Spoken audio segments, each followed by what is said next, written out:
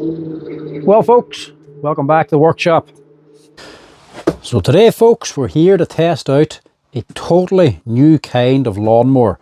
This here is the Mowrator S1 all-wheel drive remote control lawnmower. So this is going to be a paid video from Mowrator.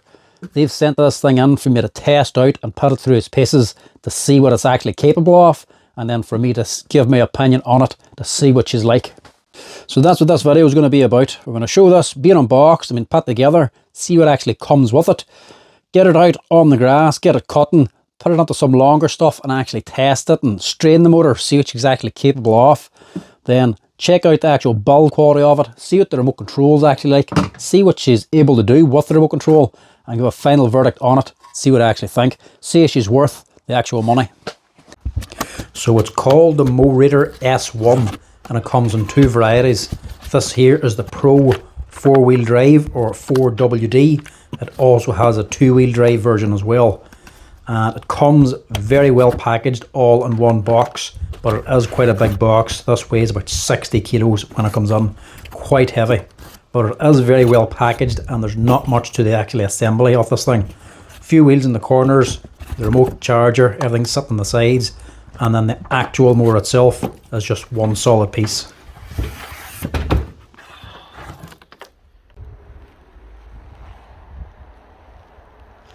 There is very little to actually assemble in this. All you have to do is put on the 4 rubber tires, and then you have 4 hubcaps to hold them on. The only other thing is the door for the grass bag at the back just needs to be screwed into place, and then the grass bag itself just needs to be assembled, which is just a metal frame put inside the bag and then clipped together.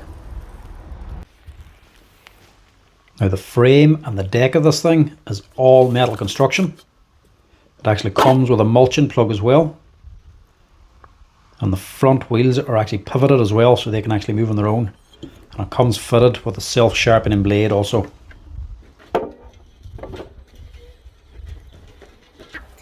Yep.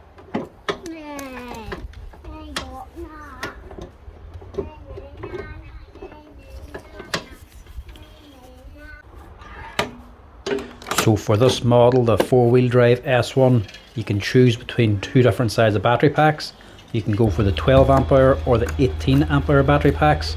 This one here comes with the 18 ampere battery, and it is huge. It's a massive battery pack, very, very impressive.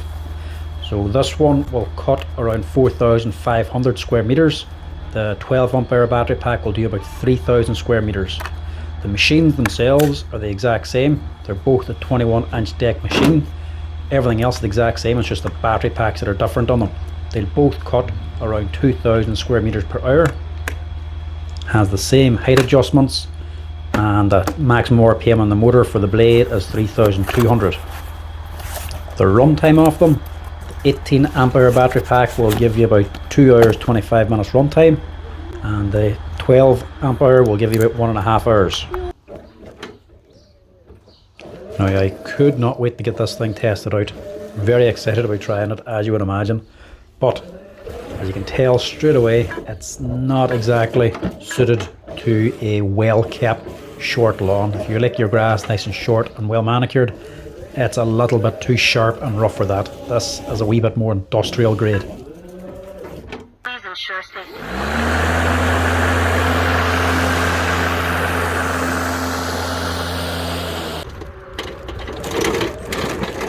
Now the first proper wee test done with it was an access road at the back of a property. This is an old council field basically. It's always fairly overgrown and very, very rough.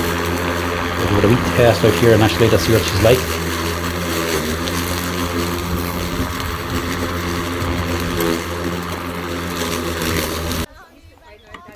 It does cut no problem, but when it's overgrown, there's not much point in using the bag, so I took that off straight away.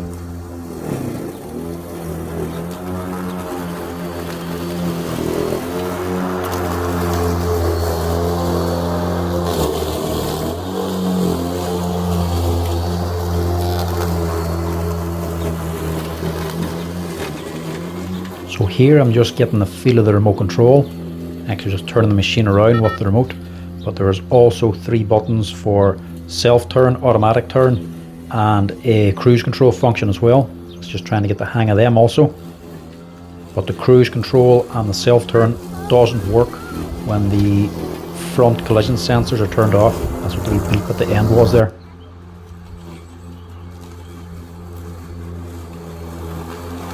Now, I know it may not look like it here. This ground is a bit of a torture to actually mow. It's that uneven and bumpy, and the grass can get that long. It normally just chokes a normal walk behind mower very often. The blade can just struggle with them. But this thing is just chewing through it, no problem at all. The 21-inch deck and the speed the thing can drive at, like the light work of it.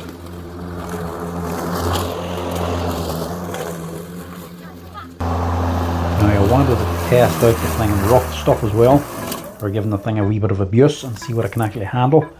Straight away, with the sensors and the safety features turned on, you can tell straight away it's not going to go on to really rough overgrown ground. The front bumper and the ultrasonic sensors at the front stop it from actually getting in and doing a lot of work.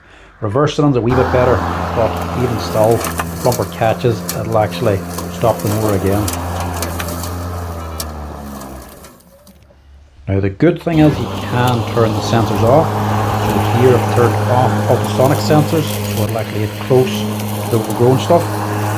Going sideways across it allows you to actually cut on it a little bit better, so it doesn't actually activate the front bumper sensor. But whenever things get very rough again, you can also turn that off. The power of this thing is actually brilliant.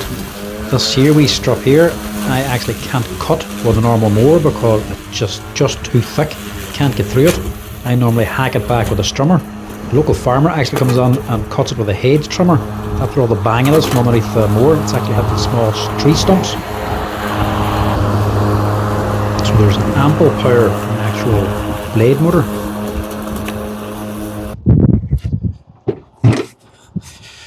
So the build quality of this thing is actually pretty amazing. It's nothing like I thought it was going to be at all.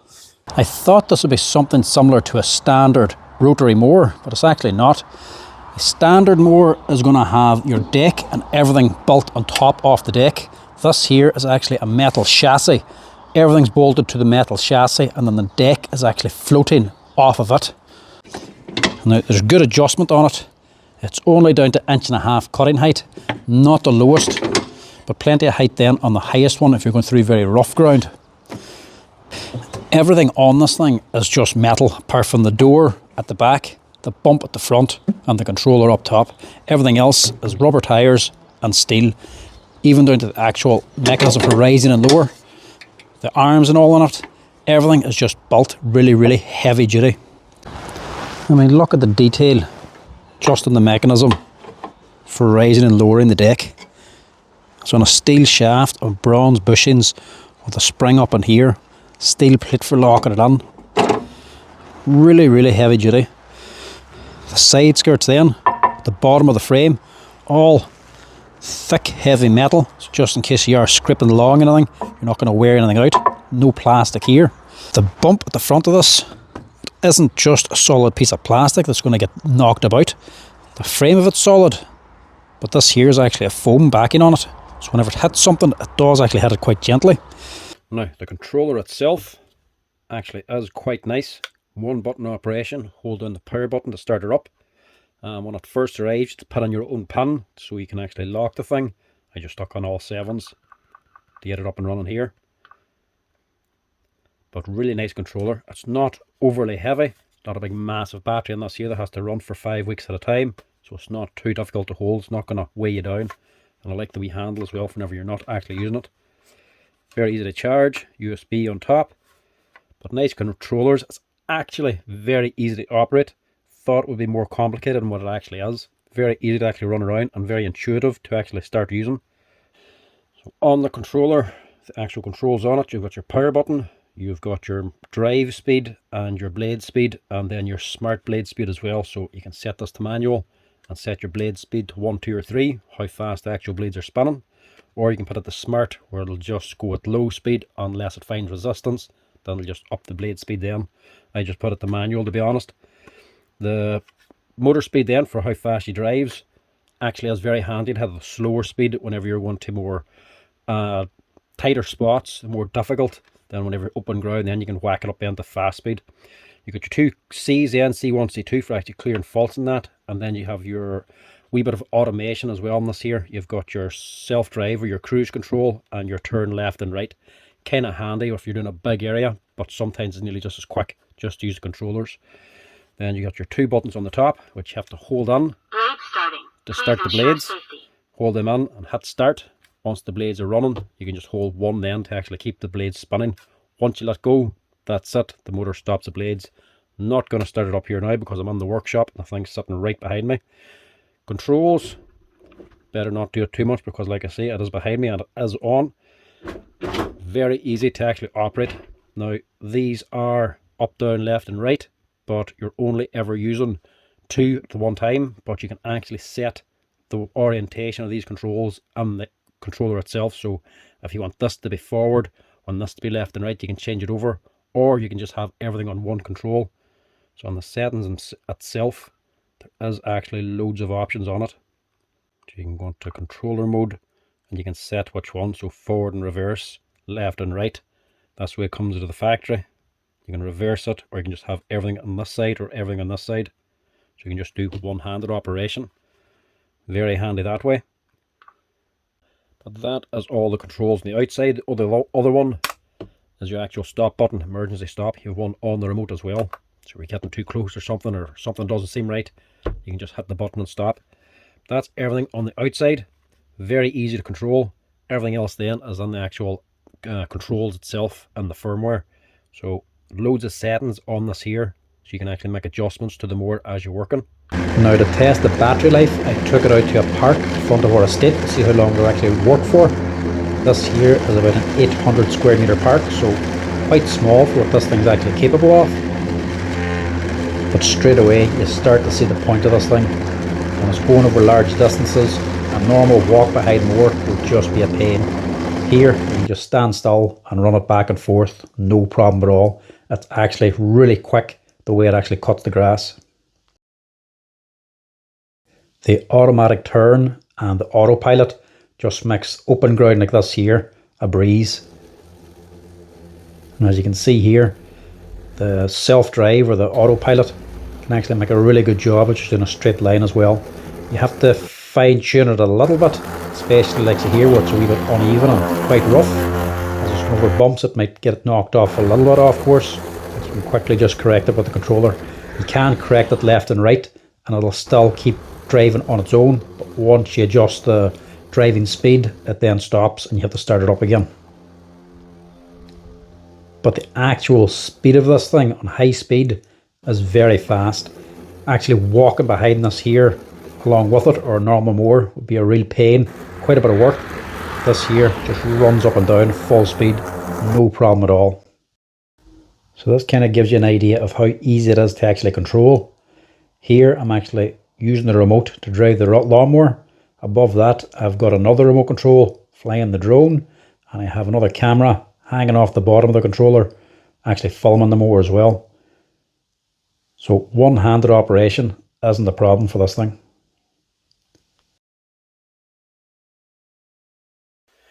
Now, after doing that whole park, that was about well over an hour actual cut time, probably about an hour and 20. I was actually using it for longer than that, between filming, setting up cameras, using the drone, different wee things, and actually going back and forth with the mower, trying to get nice shots and whatnot. Well over an hour I was actually running for, but the cut time was at least an hour and 20, plus they were actually driving around time and that as well. But I'm using it plenty, but still,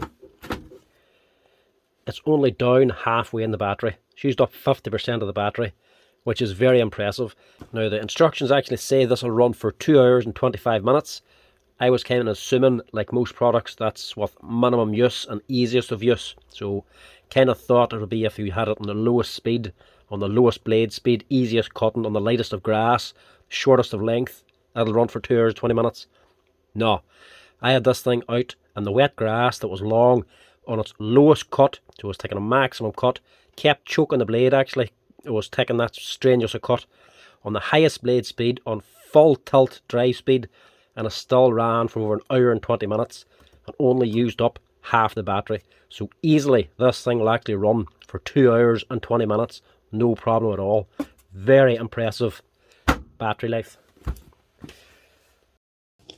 Now finally I took it here to really push the mower, to test it, to see what it's actually capable of, how rough a ground it can actually work on, how industrial a machine it actually is. So I took it to this here small field, well, overgrown field basically. So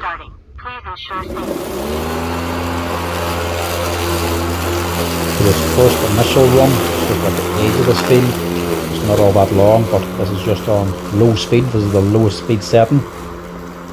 And I was able to handle it no problem at all. It's not that long, it's not that rough. The auto turn I still have to get used to. I keep setting it to the wrong side of the track because there's a left and a right side to go to. But that's just experience, being able to get it to go to the right side.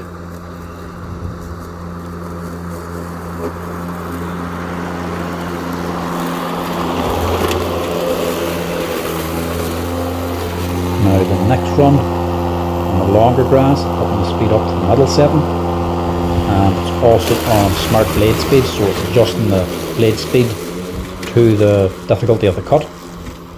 Still no problem at all. You can actually see the mower bouncing around all over the place here. That's how uneven or rough a ground it is.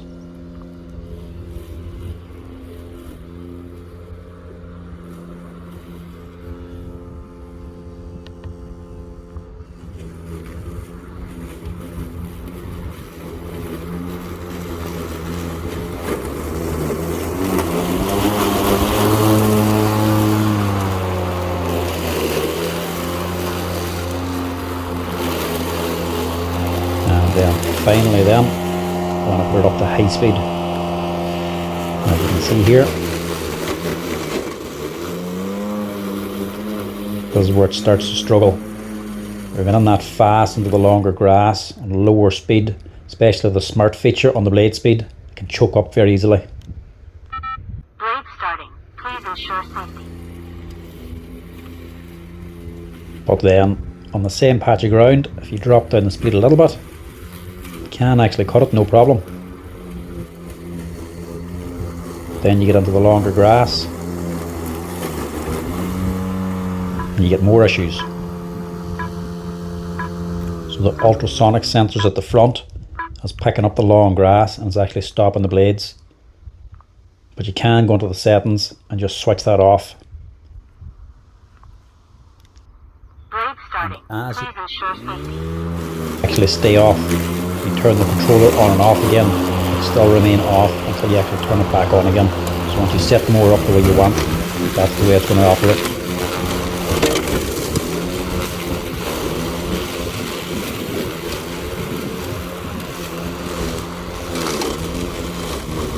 Now with the ultrasonic sensor turned off, you can easily get past tall objects like these rushes here, and it's not a problem.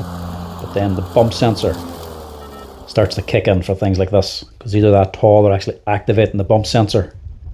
But again, if you go into advanced settings, you can actually just switch off the front bump sensor, so it'll no longer turn off the mower if it collides with anything. Because even these rushes, they might only be long bits of grass basically, but they're still tough enough to stop the mower.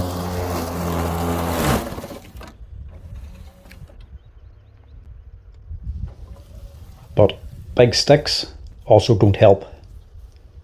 That'll also stop the blades.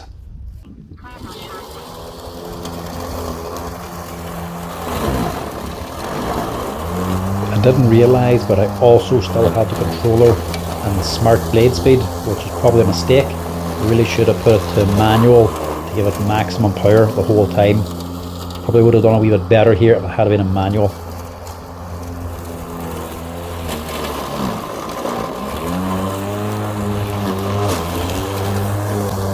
So now it's able to get close to objects and bump into things without the mower shutting down. So it's able to keep on going. But next it has more issues again because the door is blocking the debris from coming out the back of the mower. So it's able to cut, but it can more easily clog up like this here. But again, on the settings you can go in and switch that off as well. So if you switch off the rear door cover, you can have the door open and the mower still operate. So that's what I've done here. All the debris is able to just shoot out the back now and not clog up. So it's able to handle even more rougher, heavier ground or debris. Now let's face it, if you're doing heavy mowing, this is what most people do when you're getting the thick, heavy ground. You have to open up the door to get the debris out. You couldn't use a grass bag or anything here. So this is the final problem that I had, is the reverse speed. It was going very slow in reverse compared to when going forward. Annoying when you're doing an open ground if you don't want to keep turning around, and when you're trying to get through rough stuff like this, it's very slow pace when you go to reverse into it. But Mowrator have already updated or fixed this problem. They've installed a new firmware update for anybody that already has the mower, so they can actually change it now. This one already came with it pre-installed, so again you can go into the controller, change the settings and turn off the low reverse speed. As you can see here with that off, it just tears through this a lot faster, just go back and forth at high speed.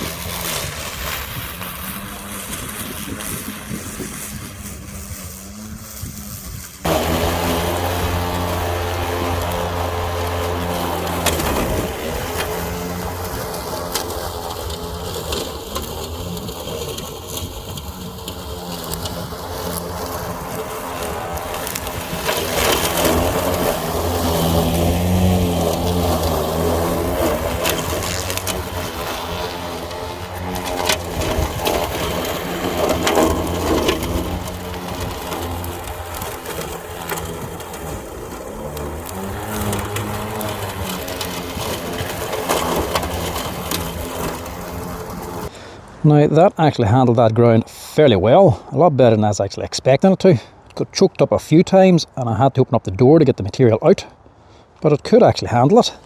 Now the other handy thing about this mower that you don't think about is the size. She is a full size 21-inch deck in her, but because there's no handles, you can easily fit her on the back of a boot. Even a wee small Toyota Yaris.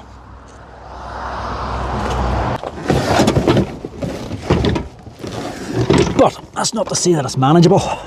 She's still heavy.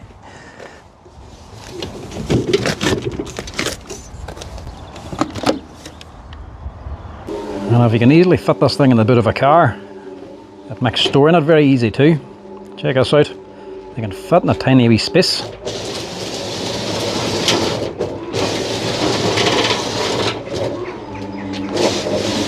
We'll just reverse her on.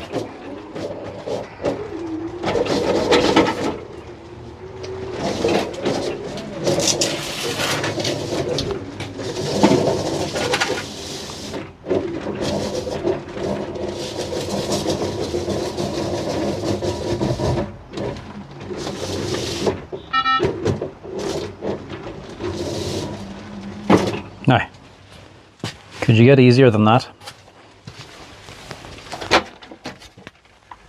No more messing around with big awkward lawnmowers when I can drive itself on.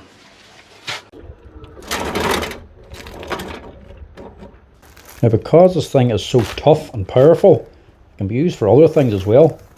I'm actually using it here just to carry a few things about. But you can actually get extra accessories for this also. You can get a trailer hitch for the back for pulling a small trailer, and an actual snow plough for the front of it for clearing your driveway. And carrying about 70 kilos of weight here, I well believe that I can actually handle that. The thing hasn't been slowed down by this lot at all. I can handle it no problem at all.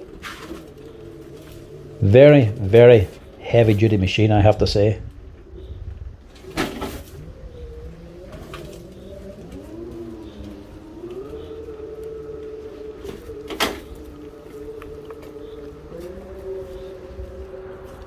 So, the Mowrator S1, what do I think of it? I've given a good test out here now. What's the verdict on it? To be honest, I like this thing a lot more than I thought I would. When Mowrator first contacted me asking if I wanted to test this thing out, I was all for it. I mean, it's a remote control lawnmower. What man would not want to test this thing out? But when they said it was then shipped, I was getting a little bit dubious about it because it is a remote control lawnmower. I was thinking, surely a walk behind mower would just be quicker and easier to actually use. But as soon as you get it unboxed and start moving it around, you realise straight away, this is way faster. It's not going to cut as fast as the likes of a ride-on mower, but as a normal push mower, this here is going to be way quicker. When you take into consideration this thing can run for nearly 2.5 hours, to use a walk behind mower, even self-propelled, for 2.5 hours, cutting a big area, maybe in the blazing sun, it's not for everybody. This here you can sit back and actually control the lawnmower in the shade or sitting down, having a cup of tea at the same time, working one-handed. This here, I have to say, it starts to make a wee bit more sense. Even a ride-on mower might work a bit quicker, but this can get into a lot more difficult to reach areas. Plus, a ride-on mower doesn't suit everybody either, because not everybody has the storage for it. This here can be tucked away a lot easier than likes of a ride-on. Now, let's face it, it's not for everybody. Not everyone is going to need or want a remote control lawnmower, but there's going to be plenty of people that actually will. You have to remember, this here is able to cut around 4,000 or over 4,000 square meters of grass. When you're cutting that amount of grass, it's not a Sunday morning trim for your nice manicured lawn in your suburban garden. It's work. It's a field basically. You're doing a lot of cutting and it's taking several hours. This here would actually make it a lot quicker and a lot easier. So that's where this thing's starting to make sense. I'd put it more professional grade for the likes of a landscaper or somebody who has a lot of work to do, or someone with a lot of ground, especially difficult ground if they have the likes of slopes or something, areas where the likes of a ride-on mower just can't handle. You're not going to take a ride-on mower down steep slopes. This here can actually handle it. Now, it does have some cons, but luckily it's a lot more pros than cons for me. So we'll go through the cons first because there's not as many as them. First of all, the price. This thing is expensive, no doubt about that here. This here costs over €4,000, so not cheap. When you're looking at it from the point of a suburban garden, if you've got a small lawn, even half an acre or something like that there, it is very expensive.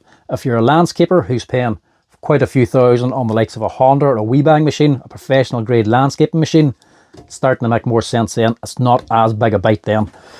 The second downside would be to do with this particular model, the four-wheel drive. The tires, well, the way she actually turns, it can tear up the grass. So if you've got a nice manicured lawn and it's damp or wet, or it's a boggy sort of area, this here, the way she turns, can actually tear it up quite a bit, as you've seen in the video. That wouldn't be as bad if it was the two-wheel drive version, because the two-wheel drive has casters at the front, so it's only the back wheels actually turning. It would spin around a lot easier. This here four-wheel drive is more industrial grade, and we're getting into really rough, overgrown areas, getting it underneath trees or underneath obstacles, that there sort of stuff. The second one is slopes on these here tires for the four-wheel drive. It can handle slopes, but not as much with these here smoother treads. These might be better for a lawn, but the rougher tread you get would be a lot better for the likes of slopes, but they would also tear up the lawn even more. And the extra tires you can get, the upgrade for the tires, again, very expensive. I think they cost like €600 to change the tires to the actual big deep treads, but they would be much better suited to this machine, the four-wheel drive, for going into rough, overgrown and sloped areas than these here wheels would. These will go down slopes or go over a rough terrain and that, but if the grass is wet, it is more inclined to slip and a bit more difficult to actually keep it in a straight line, especially if you're going sideways across the slope. Now, the only other downside for me that I found is actually one of the positives as well, so but hit or miss, and that's the actual sensors on it. There is a lot of sensors on this thing. If you're putting it onto rough, heavy ground or overgrown areas, just giving it a bit of abuse, the sensors can limit it quite a bit. But they have improved in that. They can now turn off all the sensors. Only one you can't turn off is the emergency stops on the top. So if you're going underneath trees or something, sometimes they can get a knock or something and switch it off. Apart from that there, it has been improved now, being able to switch off the sensors, because for actually running it, this here 4-wheel drive, there's probably too many, to be honest. So the pros for this thing, there's quite a few of them. Where do you even start? First of all, the size. It's low profile, there's no handles. This thing is going to be able to get in underneath things a normal mower just can't go. The warranty of it is actually quite decent as well. It's so easy to use. It's very, very fast. The fast speed in this thing, you're going to have to do a very brisk walk, if not a light jog, to keep up with this. Safety, I know I have that in the cons as well, but if you're using it in a more suburban area or built up area, you can turn on more of the sensors, so there's no danger of it crashing into anything. It's actually quite quiet as well. Not silent, but a lot quieter. Nearly half the decibels of an actual petrol mower, so really quiet for actually running it. The run time as well, if you are doing a big lawn, if it's able to run for 2.5 hours, you're getting plenty of work done. Plus, only 90 minutes to actually fully charge this here battery pack with the supercharger. You're getting plenty of work done on a single day. But the main positive for me in this thing is the actual build quality. I mean, it is built like a tank. It's so well built. So for me, I have to say, I do like it. It is a really good machine. I mean, it's so much fun to actually drive around. I mean, the thing can actually do little power slides on the lawn. But realistically, what wins it for me is the actual build quality of the machine. It's the run time, it's the speed that it can actually operate at, the capabilities of the machine itself, but also one of the big things is just the layout of the machine, the way it's actually designed. It's not just been thrown together to get it onto the market. You can see there's a lot of thought process and a good bit of design that's actually went into it, and I actually do really like it. Now, it's not going to suit everybody. Like I say, if you've got a small suburban garden, you're not going to be going for something like this here. The likes of a landscaper is going to see the benefits of this here straight away. Getting into low profile areas, going over slopes, difficult ground, even getting into dangerous areas where you don't actually want to send a person, you can just send this thing in instead. So a landscaper is going to get plenty of use out of something like this here. But even anybody domestically, if you've got a big enough garden or a big enough area to cut, if it's taking a few hours at a time to actually cut, you're going to see the benefit of likes of something like this straight away. A lot faster to use, a lot easier, especially for anybody with any sort of mobility issues. If they're having difficulty pushing a walk behind mower, or if their lawn is sloped and they can't actually use a ride-on mower, this here is going to suit them perfectly. Have to say, the Mowrator S1 definitely would recommend. If your ground is bigger or rougher, I would definitely go with the 4-wheel drive, or if you're a landscaper and it's getting into rougher sort of stuff, the 4-wheel drive is going to suit better. If it's more of a lawn and you want to take care of the grass, you don't want to tear it up as much, definitely go for the 2-wheel drive. That'll do a lot less damage to the actual ground. But yeah, the Mowrator S1 remote control lawnmower, definitely one to check out.